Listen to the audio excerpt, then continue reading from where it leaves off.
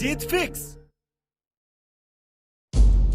अरे वाह भाई, क्या सो रहा है तू, ये भी नहीं जानता कि क्या खो रहा है तू। जो जाग रहा है वो भाग रहा है, जितना ज्यादा सोएगा उतना ज्यादा खोएगा, जो जितना ज्यादा जागेगा वो उतना ज्यादा आगे भागेगा। सोता रहेगा तो खोता रहेगा, सोना बंद करेगा तो खोना भी बंद करेगा, चाहे कितना भी आलस आए। लेकिन जब उठने का समय हो तो अपनी नींद को उसी तरह अलग कर देना जैसे सांप केंचुली को अलग करता है। अगर सांप अपनी केंचुली को अलग नहीं करेगा तो वही केंचुली उसका अंत भी कर सकती है, इसलिए उसको वो उतारनी ही पड़ती है। इसी तरह से अगर तुम अपने आलस को, अपनी बहुत ज्यादा या बिना जरूरत की सोने की आदत को नहीं उतार के फेंकोगे तो यही आदत तुम्हें खा जाएगी और तुम कई लाइलाज बीमारियों के मरीज बन सकते हो, जैसे कि जिंदगी में बर्बाद होने की बीमारी, अपने सपने खुद ही तोड़ देने की बीमारी। आलस के साथ बिताया गया एक पल भी मृत्यु के समान है,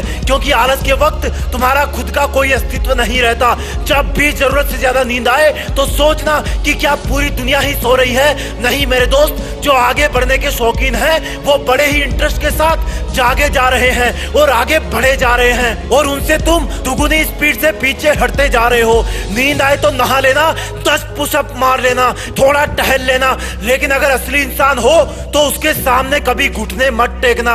अपने आप को याद दिलाना कि तू पहले ही कितना खो चुका है, अब तू और कितना खोना चाहता है। लोग पाने की होड़ में है और तू खोने पे तुला हुआ है। लोग पागल है कुछ बड़ा करने को और तू जिद पे अड़ा है आलस का घड़ा भरने को। जिनको जिंदगी में कुछ करना होता है वो सबसे पहले तो अपनी नींद को उसकी लिमिट में रखते हैं। अगर तुम सच में नहीं सोना चाहते और तुम्हारा काम में या पढ़ाई में इंटरेस्ट है तो नींद जबरदस्ती कभी नहीं आएगी। जो लोग बोलते हैं कि पढ़ते वक्त नींद आती है तो उनसे मेरा कहना है कि जब बॉर्डर पे एक सिपाही खड़ा होता है तो रात में उसकी एक हल्की सी झपकी पूरे देश पे भारी पड़ सकती है। सो तो वो भी सकता है, फिर भी ऐसा क्या है जो उसको ठंड में, गर्मी में, बरसात में जगाए रखता है?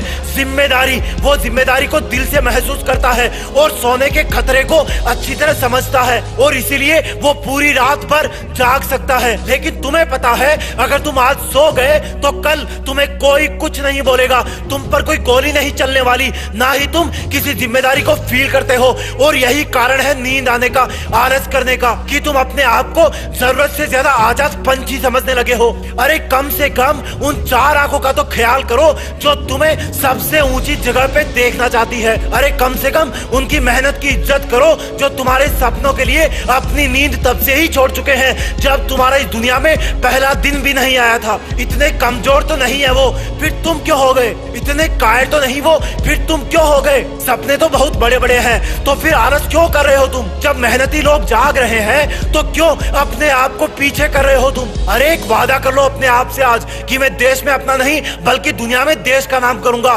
फिर किसी नींद और आलस की इतनी औकात नहीं कि वो तुम्हें छू भी सके। जय हिंद, वंदे मातरम।